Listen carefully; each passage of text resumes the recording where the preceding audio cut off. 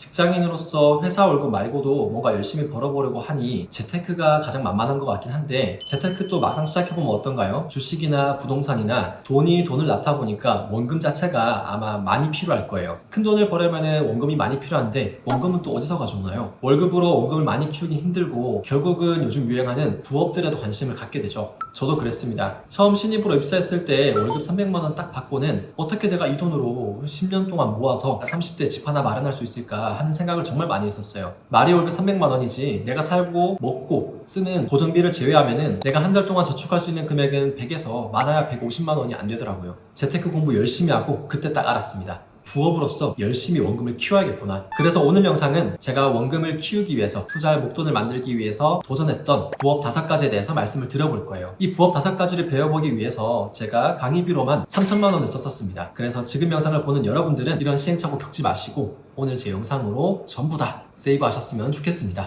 안녕하세요. 자본주의 시대에 온라인 사업으로 살아남기를 도전하고 있는 김투봇입니다. 거두절미하고 바로 시작하겠습니다. 제가 오늘 5가지 부업에 대해 가지고 제가 도전했던 결과와 장단점을 말씀드릴 건데요. 여러분들께서는 들으시면서 한번 취사 선택해 보시면 좋을 것 같습니다. 첫 번째는 주식 투자입니다. 주식 투자 같은 경우는 소액으로도 할 수 있다는 장점이 있죠. 그리고 또 한 가지 장점으로는 내가 주식으로 얼마를 벌건 간에 주변 사람들이 내가 입으로 말하기 전까지는 알 수가 없다는 또 장점도 있습니다. 하지만 극명한 단점도 있는데요. 하방이 열려 있다는 것이죠. 내가 투자를 자칫 잘못하게 되면은 약간의 손실과 손해뿐만 아니라 자칫하면은 모아둔 목돈을 다 까먹을 수 있다는 단점도 존재합니다. 그리고 한편으로는 짧은 주기로 트레이딩을 하는 단타 같은 경우는요, 직장인들은 낮에 주업이 있으니까 시간을 전폭적으로 내서 공격적으로 모니터링 할 수는 없다는 단점도 있겠어요. 저 같은 경우는 트레이딩으로 1년 반에서 한 2년쯤 열심히 회사 생활을 병행하면서 했었는데, 결과적으로는 이거는 지속은 불가능하겠구나 라는 생각을 하면서 중간에 멈추게 되었습니다. 그래서 현재는 미국 주식과 암호화폐 쪽으로 투자를 하고 있는데, 결과적으로 직장인의 관점으로 봤을 때 주식 투자는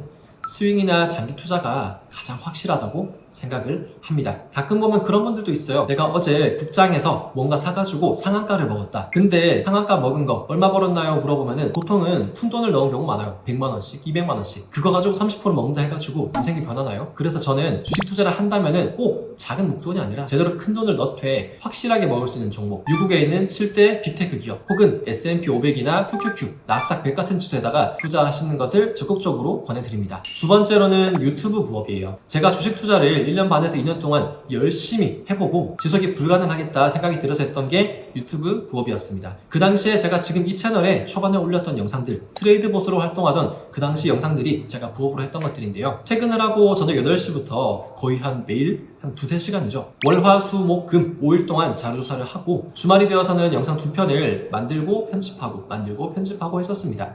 장점으로는 주식 투자와 다르게 일단 하방이 막혀 있다는 거예요. 내가 잃을 위험이 없다는 거죠. 이뿐만 아니라 내가 유튜브를 잘 키우게 되면은 나를 브랜딩하는 효과, 그 채널을 브랜딩하는 효과가 있어서 광고 수익을 받거나 아니면은 내가 뭔가 상품을 팔았을 때 그것에 대한 서비스 수익을 얻을 수가 있겠죠. 하지만 단점으로는 어떤 게 있을까요? 제가 느꼈던 단점으로는 내가 가지고 있는 포트폴리오가 정말 강하지 않거나, 예를 들면 내가 주식 투자로 유튜브를 운영을 했었다. 그러면은 주식 투자로 수익이 몇 억씩 나지 않고서야, 아니면은 투자 경력이 엄청 길지 않고서야 이것을 가지고 영상을 만들고 구독자를 많이 모으기가 현실적으로 쉽지가 않다는 거예요. 이런 상황에서는 컨텐츠로 승부를 봐야 하는데 컨텐츠 기획력이 굉장히 좋아야 하거나 아니면은 외모가 빼어나야 하거나 이런 특징적인 부분들이 필요하다는 거죠. 근데 현실적으로 일반인 분들은 이런 컨텐츠 기획력에 대해서 걸출하게 뛰어나기가 쉽지가 않습니다. 저도 실은 유튜브를 운영할 때 그 벽에 부딪혀서 접게 된 케이스 중 하나예요. 영상 조회수만으로는 돈을 많이 벌기가 쉽지가 않습니다. 제 채널의 초반 영상들을 보시면 아시겠지만 영상이 굉장히 많아요. 제가 비공개로 돌린 영상도 많은데 그 영상들 조회수 수익 다 모아도 수익이 80만 원이 채 안 됐던 걸로 기억을 합니다. 조회수 1당 애드센스 수익이 제 기억에는 그 당시에 한 3원에서 한 4원 정도 됐던 것 같아요. 제가 영상 하나 만들기 위해서 10시간 이상씩 쏟아붓는데 조회수가 10,000 정도 나왔다? 그러면 사실상 수익이 3만 원 정도 되는 거죠. 막말로 편의점 알바 뛰는 게 훨씬 나은 수준이라고 보시면 되겠습니다. 그래서 유튜브 부업은 내가 시간을 좀 길게 보고 장기적으로 내 채널 혹은 나를 브랜딩하겠다 하는 분들께는 적극적으로 추천을 드리겠습니다. 세 번째는요, 전자책입니다. 제가 유튜브를 운영하면서 그런 생각을 했었어요. 내가 만든 유튜브 채널로 유튜버로서 뭔가 수익할 수 있는 방법이 없을까? 내가 지금까지 공부한 내용 가지고 상품을 판매할 수 없을까? 그래서 제가 공부했던 내용들 그리고 시행착오 겪었던 걸 가지고 전자책을 만들어 판매를 했었어요. 그 당시에는 제가 텀블벅이라는 사이트에서 펀딩을 운영했었는데 펀딩으로 250만원 정도 금액을 달성을 했고 그 이후에도 한 200만원 정도 판매를 했던 걸로 기억을 합니다. 근데 이때 제가 딱 느꼈던 게 있었어요. 전자책이나 지식상품을 판매할 때는 유튜브와 마찬가지로 첫 번째, 내 레퍼런스가 굉장히 좋아야 한다. 그래야 아무래도 판매할 때 굉장히 어필이 될 것 같더라고요. 두 번째로는 내가 유명해야 된다. 유명한 사람들은 왜 똥을 싸도 박수를 친다 뭐 그런 말 있잖아요. 마찬가지라고 느껴지더라고요. 제가 구독자가 적었음에도 불구하고 이 정도로 판매가 됐었는데 구독자가 10배, 20배 많았다면 얼마나 판매가 됐을까 하는 생각이 들더라고요. 세 번째로는 장기적으로 계속 판매가 일어나기 위해서는 재구매 구조도 잘 짜야 하지만 정말 이 지식상품을 원하고 찾는 사람들의 근본적인 문제를 다 해결해주는 정말 퀄리티 높은 자료여야 한다라는 생각이 들었어요. 결과적으로 전자책 같은 지식상품은 내가 유명하거나 보는 사람들로 하여금 전문성을 확실히 느끼고 문제 해결을 확실히 해주는 그런 컨텐츠가 아니라면 시작조차 하지 않는 게 나을 수도 있겠다라는 생각이 들었습니다. 그래서 전자책 같은 지식상품 판매는 내가 유튜브로서 뭔가 운영을 하거나 인스타그램으로서 뭔가 운영을 하거나 혹은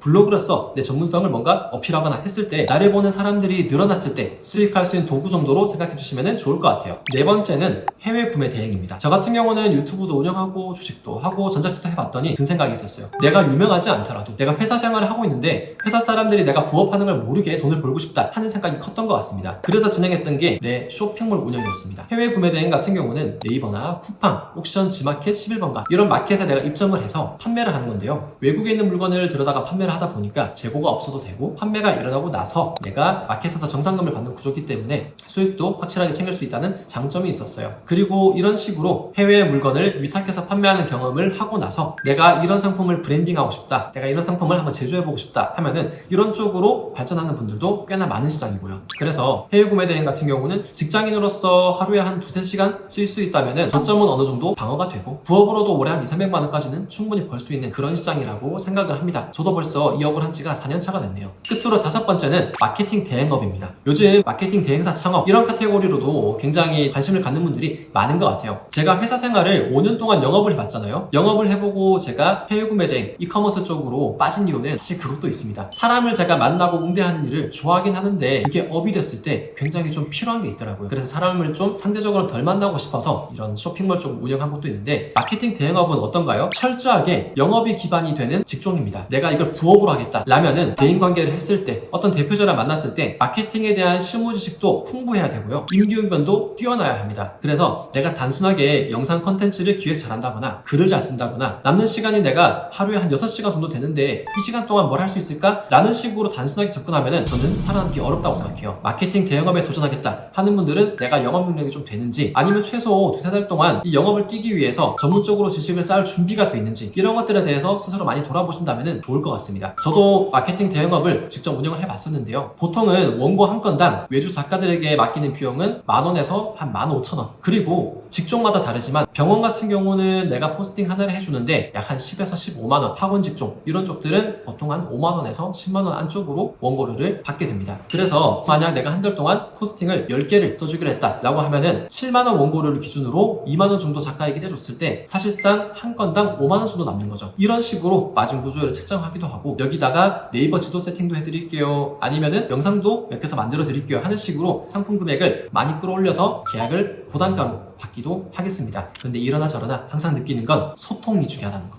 그리고 영업 능력이 중요하다는 거예요. 주변 인맥이 있어서 지인들 거를 좀 이렇게 돈 받고 해줄 능력이 된다 하면은 진입하는 거 너무 추천. 근데 그게 아니다 그러면은 처음부터 영업하는 능력도 좀 키워야 되고 전문성도 길러야 되기 때문에 신규 진입자로서는 굉장히 허들이 높다고 저는 판단을 합니다. 네, 오늘은 제가 강의 비용으로 3천만 원 쓰고 직접 100만 원 이상씩 수익을 내보면서 느낀 부분들에 대해서 좀 말씀을 드렸습니다. 영상을 보시는 분들 이 내용이 도움 되셨으면 좋겠고요. 그리고 한 가지 또 당부를 드리면은 내가 도전하고 싶은 분야 무지성으로 덤비지 마시고 유튜브 검색으로 해당 분야를 검색해 보세요. 요즘은 그 분야에서 일하고 있는 사람들이 본인 일과 브이로그를 올린 분들이 많습니다. 그분들의 루틴, 어떤 생각을 가지고 일하는지 어떤 식으로 일을 하는지 충분히 보시고 지금 내가 살고 있는 환경과 루틴에 적용 가능할지, 내가 저 일을 진행했을 때 2~3달 이상은 지속 가능할지 성향적으로 맞는지를 철저하게 판단을 해보시고 한번 도전을 해보세요. 저같이 퇴사 준비에만 4년 걸렸던 이런 시간을 허비하지 않고 훨씬 빨리 자본주의에서 일찍 눈을 뜨게 되실 거라 믿습니다. 오늘 제가 드릴 말씀은 여기까지고요. 자본주의에서 온라인 사업으로 살아남기를 도전 중인 김트보시였습니다. 저는 또 다음 영상에서 좋은 내용으로 찾아뵙겠습니다. 감사합니다.